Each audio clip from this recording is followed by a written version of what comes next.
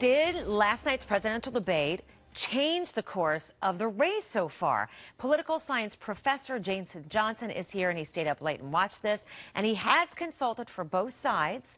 And I think this morning, maybe you're going to have to defend those who say, you're going to have to defend yourself, I think, from those who are saying, well, I'm going to let you make your comments first. Okay. Who do you think did the best? I actually think Mitt Romney did a better job for what he needed to do. I think Barack Obama did a good job, too. I don't really like giving grades in a situation like this because I think the standards are so different depending on the candidate. Yeah, you think depending on whether you are the incumbent or you're the challenger. Exactly. Why is that? Well, because when you're a challenger, it's very, very important that you be aggressive. You have to remind people why you deserve to have this job more than the other person. But if you're the incumbent, you just have to make an ask. You have to say, look, rehire me. So it's a completely different standard for how you behave in the debate. But what about the people who go, what planet are you from? 67% of us think Romney did better. That's huge. Oh, no. I'm not saying that Romney didn't win amongst most of the voters. I mean, most of the voters are going to say, yeah, he did a great job. But does that actually change the dynamics of the race? I don't think so. I thought it was really interesting. The polls last night showed that the vast majority of people said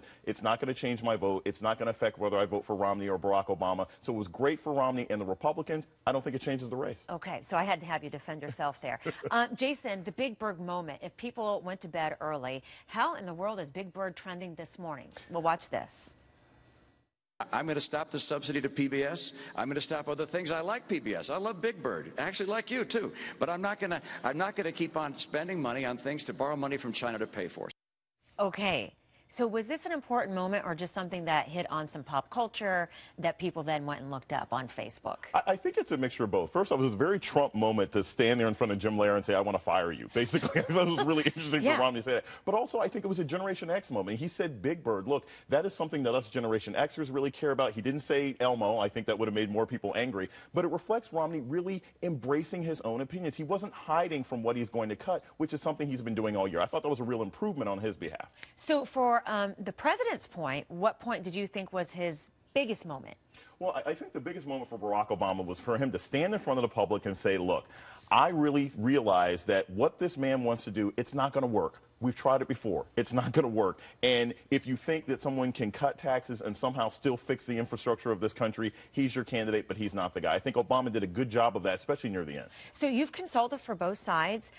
Is there a common consultation about what you do if you are the sitting president in the first debate, the second debate, and the third debate?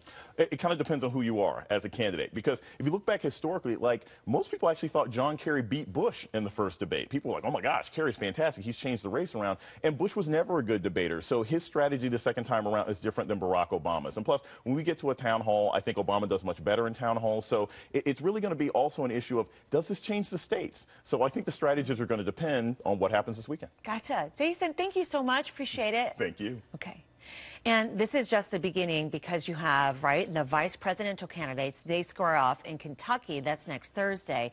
There is the town hall style meeting that Jason just mentioned. That's a presidential debate in Hempstead, New York on the 16th.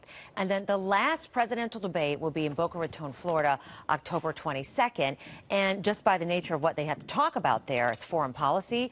All of these stand to be very